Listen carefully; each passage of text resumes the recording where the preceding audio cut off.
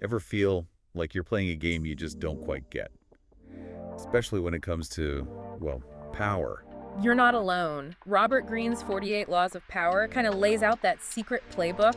You know the one you always wish you had. Right. It's like a deep dive into how everyone from con artists to emperors have navigated this whole power thing. Yeah, it's about understanding people. Right, uncovering how these power dynamics have always been there, whatever the situation. So, ready to unlock some secrets? See the world a little differently? Let's do it.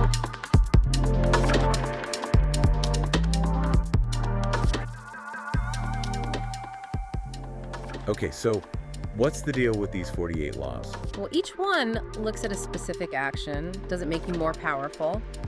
Less. But what's really cool is how Greene uses history to bring them to life. Yeah, I was surprised how relevant they felt to, like, today's world. Exactly. It's like looking back in time and seeing, I don't know, reflections of ourselves in those successes and failures. So by understanding these laws, You get more control, make smarter choices, and don't fall into those, common traps. got it. Okay, so law number one, never outshine the master. This is all about, I guess, the balance of power. A master, their subordinate. It's knowing that people in charge, they can feel threatened if you're too talented, too ambitious. So don't make the person holding the reins feel insecure. Right. And Greene uses the story of Nicolas Fouquet, finance minister to King Louis XIV, the King of France. So Fouquet, he wants to impress the king, so he builds this crazy palace, throws a huge party. You're talking like all the bells and whistles. Oh yeah, super extravagant, trying to show off his wealth. I bet Louis XIV loved that, right? He was all about grandeur. Actually, the opposite happened. Louis XIV saw it as a challenge. Like Fouquet was trying to steal the spotlight. Oh no, what happened? Fouquet got arrested, imprisoned for life. Wow. Even with good intentions. Not understanding power can really backfire. Big time. So how do we apply this law today? I mean, we can't all just hide our talents, right? No, it's more about how you present them. It's like subtle flattery. So making your boss feel smart, Yeah. valued, asking for their advice. You got it. Shine without, overshadowing the person in charge. It's almost like power dynamics are all about, well, perception. Exactly. Managing those subtle cues. Okay, ready for law two. Hit me. Never put too much trust in friends. Learn how to use enemies. Wait, doesn't that go against, like, everything we've been taught? I know, right? But think about it. Your friends, especially the ones close to you in, power or status, they can get envious. They might resent your success. Exactly. They might feel entitled to what you've achieved. And Greene uses Michael III of the Byzantine Empire as an example. What happened? This guy, completely betrayed by his best friend, his advisor, the friend took the throne for himself. Yeah, that's rough. So the closer the friend, the bigger the potential for betrayal. It's definitely something to think about. But then there's the second part of this law, learning to use enemies. Okay, that sounds even more counterintuitive. I know, but the idea is that a former enemy, once you've won them over, they can be super loyal. More loyal than a friend. Maybe. They got more to prove, They won't take your kindness for granted. I see. So turning threats into allies. Right. Emperor Sung of China did this. He basically neutralized his enemies by giving them cushy positions. No more threats, plus he got to see how they thought. Keep your friends close and your enemies closer. A whole new meaning. Right. This isn't about being paranoid, it's about being smart. Who do you trust? How do you manage those relationships? So understanding everyone's motivations. Friends and foes. Exactly. Okay, law 3, conceal your intentions. This one's a bit more cloak and dagger. Sounds like it. This is about using deception strategically. Not to hurt people, but to get what you want, to protect yourself. So being strategic, not malicious. Right. It's like a magic trick. If the magician tells you how it's done, it's not fun anymore. The power's in the mystery. Exactly. Greene tells this story about Yellow Kid Weil. He was a con artist. So during this deal, he needed to distract the other guy. So he stages this whole fake boxing match. A diversion. Yep, a classic. Total smokescreen so he could do his thing. And then there's Emperor Haile Selassie of Ethiopia. What'd he do? He's facing this powerful warlord, Balcha. But instead of, fighting him head on, he invites him to a feast, treats him like a king. Make him feel powerful. Right. But behind the scenes, Selassie's getting his troops ready, cutting off escape routes. Setting a trap. Exactly. So Balcha's enjoying the party, and Selassie's got him right where he wants him. Wow. So concealing your intentions, it can be a real power move. Used the right way, yeah. Okay, law 4.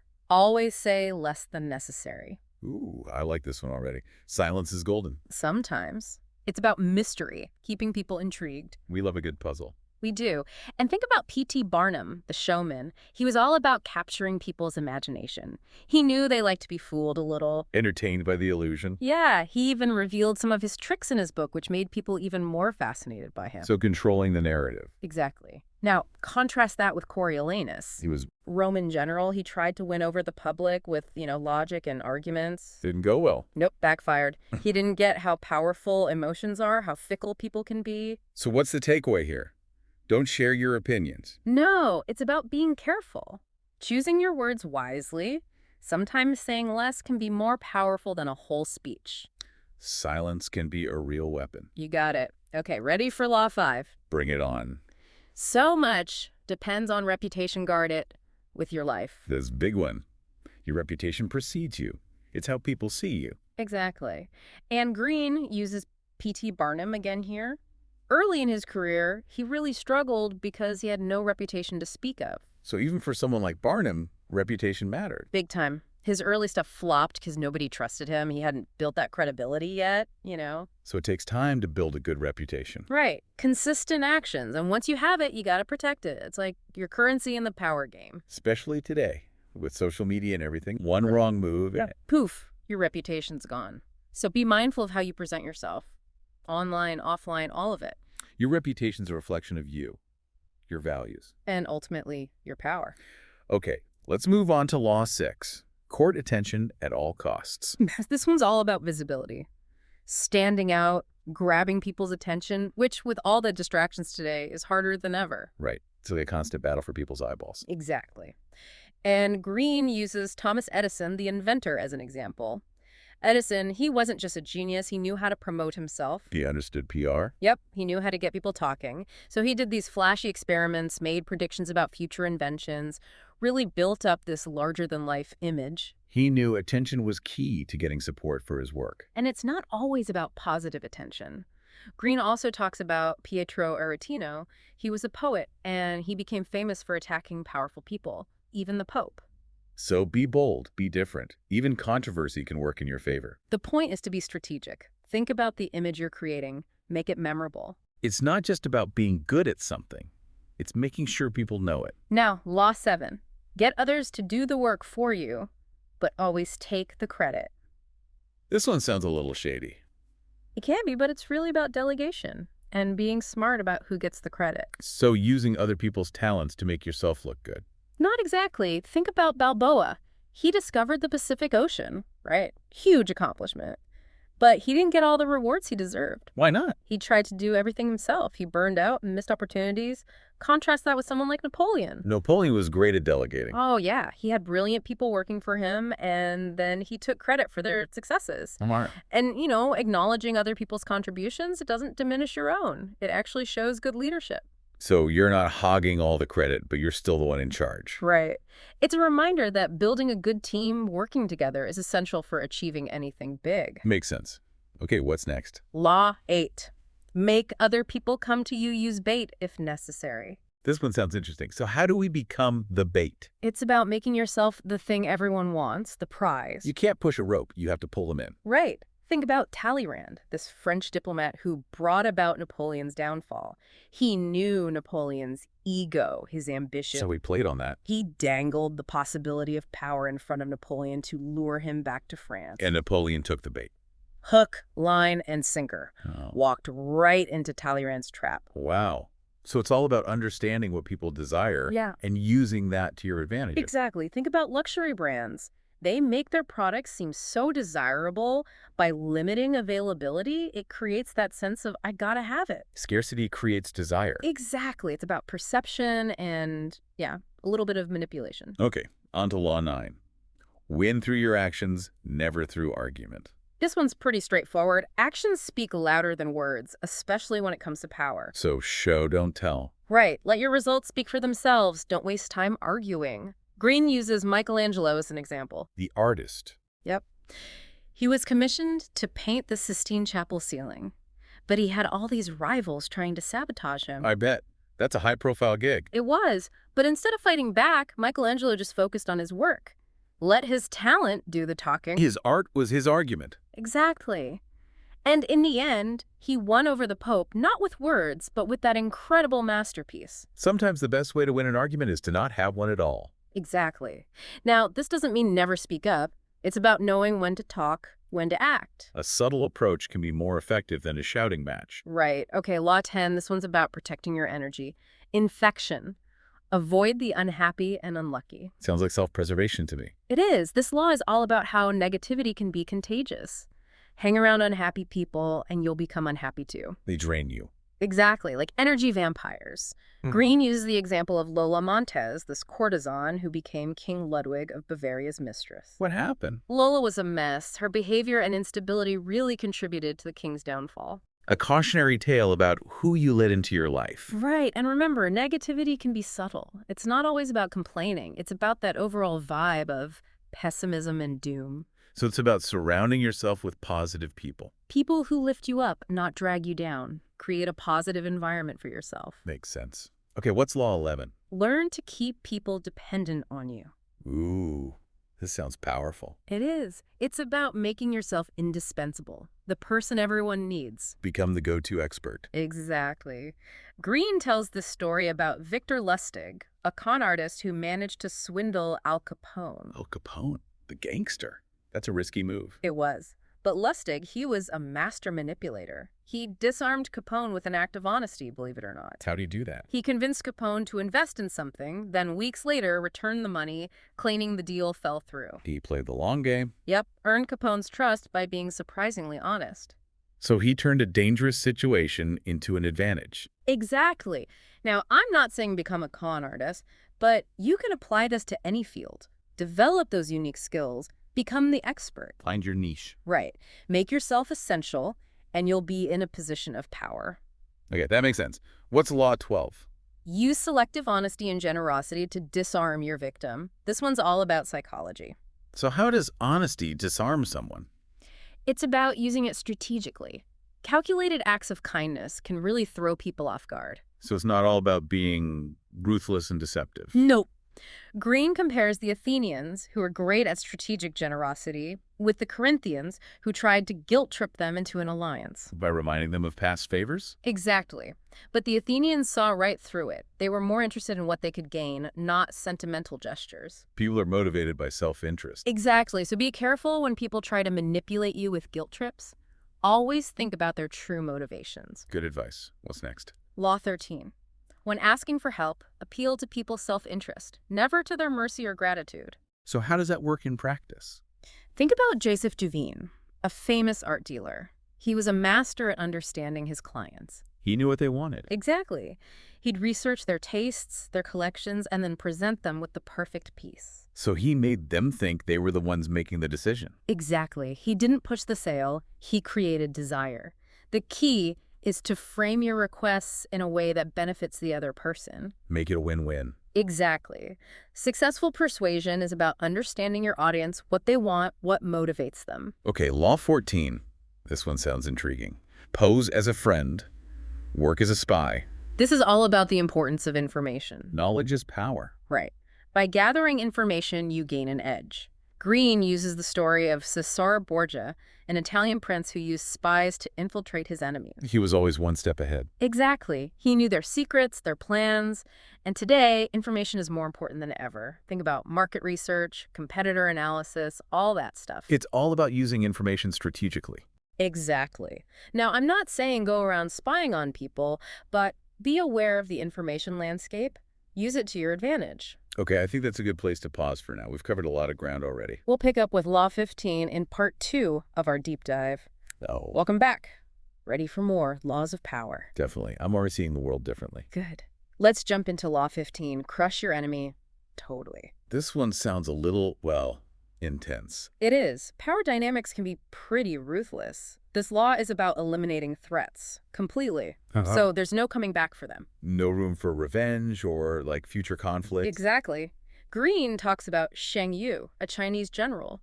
He kept defeating this rival, Liu Bang, but always let him escape. He showed mercy. Yeah, and guess what? It cost him. Liu Bang used those chances to get stronger, and eventually, he defeated Sheng Yu. So hesitation can be a weakness. Big time. In the power game, you can't always give second chances. You got to be strategic, decisive. Okay, Law 16. Use absence to increase respect and honor. Ah, this is a good one. It's about scarcity. You know, absence makes the heart grow fonder. Right, when you're always around, people take you for granted. Exactly. Make yourself less available, and suddenly you're more valuable. So step back. Create some mystery. Yep. Empress Wu of China, she did this. Disappeared from public view for a while, then, bam, she reappears, more powerful than ever. Strategic retreat. It can be a powerful move. Sometimes you need to step back to reassess to come back stronger. Okay, on to Law 17. Keep others in suspended terror. Cultivate an air of unpredictability. Keep them guessing. Don't be predictable. That's the key here. A little bit of fear can be useful. It can. Look at Dionysus. He was a king, and he created this aura of mystery. Rare appearances, always calculated. So people were never sure what to expect. Exactly. They were on edge, constantly trying to figure him out. Made them more likely to obey. Because they were afraid of making a wrong move. Right. In the game of power, predictability is dangerous. If your opponents know what you'll do next, you're done for. Got it. Okay, Law 18. Do not build fortresses to protect yourself. Isolation is dangerous. Walls might seem safe, but they can be a trap. You need connection, right, to stay grounded. Exactly. Greene uses Bobby Fischer, the chess player, as an example. He was brilliant, but became so isolated. It consumed him. Yeah, his isolation made him paranoid, distrustful. He lost perspective. His genius became a burden. So you need people around you. Advisors, allies, people you can trust. Absolutely. Isolation makes you weak, vulnerable. Connection is strength. Okay, Law 19. Know who you're dealing with.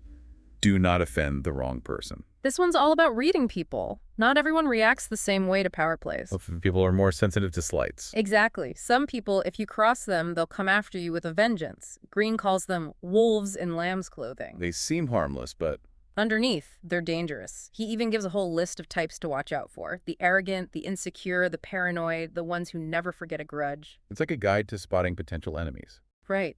He tells this story about Henry Ford. Some art dealers tried to trick him with this fancy book of paintings. They thought he'd buy the originals. Yep. But Ford, he was sharp. He played along, pretended to be impressed, but didn't fall for it. He knew they were trying to manipulate him. Exactly. So pay attention to people's true nature. Observe, listen. Don't be fooled by appearances. Good advice. Oh. Okay, on to Law 20. Do not commit to anyone. Freedom of action. That's what this law is all about. Don't get tied down to any one person or cause. Stay neutral, keep your options open. Exactly. Look at Queen Elizabeth I. She never married. Everyone pressured her, but she knew marriage meant losing some of her power. She'd be tied to her husband's interests. Right. By staying uncommitted, she kept her freedom to act in her own best interest. This is so relevant today. Everyone wants you to pick a side, commit to something. Exactly. It's about being skeptical, thinking for yourself. Okay, Law 21.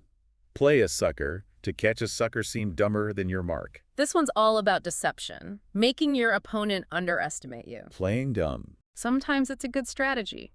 Look at Henry Kissinger. Brilliant guy. But he played both sides during the 1968 election. He was making sure he'd have a good position no matter who won. Exactly. He pretended to be loyal to both candidates, manipulating the situation. A bit sneaky, but effective. Right. The point is, sometimes it's better to downplay your strengths. Let your opponent think they have the upper hand. When in reality, you're in control. Right. Okay, Law 22. Use the surrender tactic. Transform weakness into power. Surrender. It doesn't sound very powerful. It can be. It's about choosing your battles. Sometimes a strategic retreat is the best way to win the war. So not giving up, but knowing when to step back. Exactly. Greene compares the Malians, who refused to surrender and were destroyed, with King Boujian of Ye. What does he do? He surrendered to his enemy, even endured humiliation to buy himself time. He was planning his comeback. Yep. He used that time to get stronger, and eventually he conquered his former captors. So surrender can be a way to gain strength. Exactly. Sometimes you have to swallow your pride to achieve your goals. Yeah. It's about flexibility, knowing when to yield. Okay, Law 23.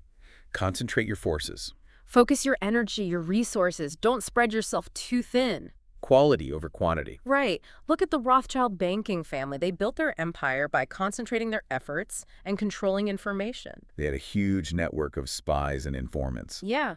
They knew everything. Plus, they were incredibly secretive. No one could figure out what they were up to. Exactly. So be strategic, prioritize your goals, and focus your resources. Don't try to do too much at once. Makes sense. Huh? Okay, Law 24. Play the perfect courtier. This one's about navigating complex social situations, especially when there's a lot of power at play. So, understanding office politics, basically. Yeah, but think bigger than that. Courts, political circles, even families can have these complex dynamics. Greene talks about ancient Chinese courtiers. They had to be incredibly careful because one wrong word could mean death. High stakes. So how did they survive? They mastered indirect communication, metaphors, historical stories, even astrological omens. They had to be subtle. Very subtle. So, learn to read the room. Understand the unwritten rules. Even today, this is crucial. Back for more laws of power. Ready to wrap things up? We've got some good ones left. Definitely. Let's start with Law 25. Recreate yourself. This is about self-invention. Shaping your image, the story you tell the world. Taking control of your narrative. Exactly. Greene uses Julius Caesar. He was a master at crafting his public image, big spectacle, strategic generosity. He knew how to play the crowd. Perception is reality. Yeah, especially in the game of power. Caesar understood that. Public events, military triumphs. His style, he created this larger-than-life persona. Makes you think about personal branding today. Social media. Right, you're always presenting an image to the world. Okay, Law 26.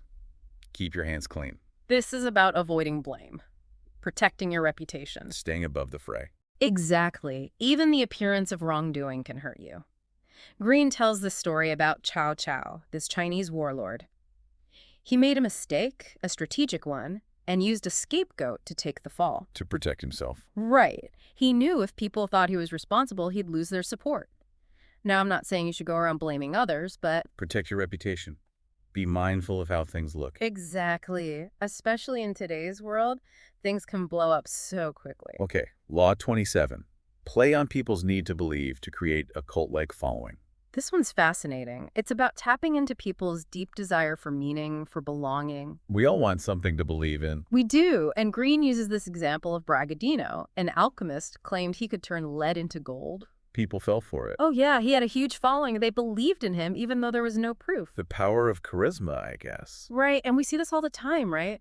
Leaders, movements, they gain power by appealing to people's hopes and dreams. Okay, Law 28.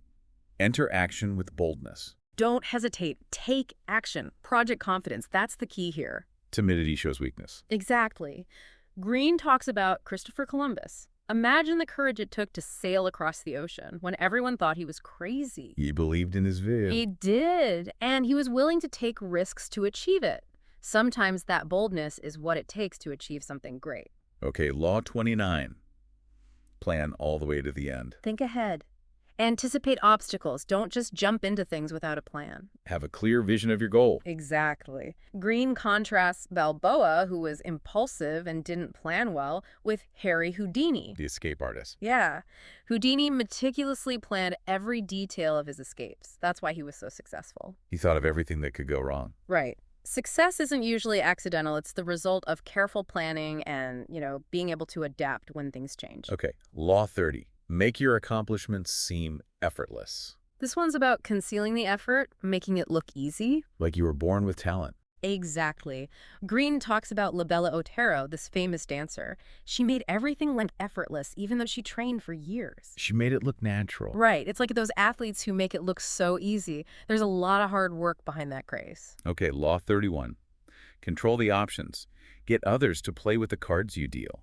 This is about framing choices, subtly influencing decisions. Without seeming like you're controlling everything. Right. Greene uses Cardinal Richelieu, who manipulated King Louis XIII by limiting his options, pushing him towards the choices he wanted. So it's about presenting choices that lead to the outcome you desire. Exactly. Think about how things are presented. It can really influence how people decide. Okay, Law 32.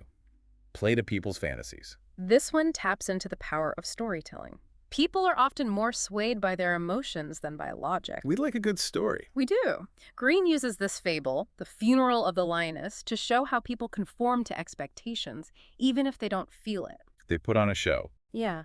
And he talks about Bragadino again, the alchemist. He played on the Venetians' desire for glory, promising them wealth and power. Tapping into their hopes and dreams. Exactly. Understanding people's fantasies can be a powerful way to persuade them. Okay, Law 33. Discover each man's thumbscrew, Everyone has a weakness. This law is about finding it. their Achilles heel. Right. Knowing someone's weakness gives you leverage. Greene talks about the Duke of Buckingham, who manipulated King James I by appealing to his vanity and insecurities. He knew how to push his buttons. Exactly. Now, I'm not saying you should exploit people's weaknesses, but be aware of them, both to protect yourself and to understand how others might try to use them against you. Okay, Law 34. Be royal in your own fashion. Act like a king to be treated like one. Project confidence. Believe in yourself. Even if you don't have a fancy title, act like you're in charge. Fake it till you make it. Something like that. Greene uses Christopher Columbus again. He navigated the Spanish court, got funding for his voyages, all by projecting this air of confidence and determination. People responded to that. They did. It's about how you carry yourself. Your image projects power, and people will treat you accordingly. Okay, Law 35. Master the art of timing. Timing is everything. Know when to act, when to wait, when to seize the opportunity. Patience is a virtue. It is. Greene uses Joseph Fouché, this French politician who survived multiple regime changes. He was a master of timing and adaptation. He knew when to lay low, when to make his move. Exactly. He was always watching, waiting for the right moment. Be patient, observe, and be ready to adapt. Okay, Law 36. Disdain things you cannot have. Ignoring them is the best revenge. Don't waste energy on things you can't control. Let it go. Exactly. Greene uses Woodrow Wilson's military expedition against Pancho Villa. Yep. It was a disaster, and it showed that overreacting can make things worse. Sometimes the best response is no response. Right. Choose your battles. Focus on what you can influence. Okay, Law 37. Create compelling spectacles. Grab people's attention. Make a statement. Use grand gestures, dramatic displays. Think big. Exactly. Henry VIII breaking from the Catholic Church. That was a spectacle. Elaborate ceremonies, public displays. He knew how to make a statement. It's about creating a memorable experience. Right. In a world full of noise, you got to stand out. Okay, Law 38. Think as you like, but behave like others. Balance individuality with social conformity. Don't rock the boat too much. Not always. But be aware of social norms. Greene tells the story of Yang, who won over a rebellious tribe not by force, but by understanding their culture. He met them where they were. Exactly. Respect tradition, adapt your behavior, but stay true to yourself. Okay, Law 39. Stir up waters to catch fish. Create a little chaos. Use disruption to your advantage. Shake things up. Sometimes it's necessary. Alcibiades, that Athenian general, he was a master at this. He'd create chaos to exploit his enemy's weaknesses. Controlled chaos. Right. Now, I'm not saying you should go around starting trouble, but a little disruption can create opportunities. Okay, Law 40.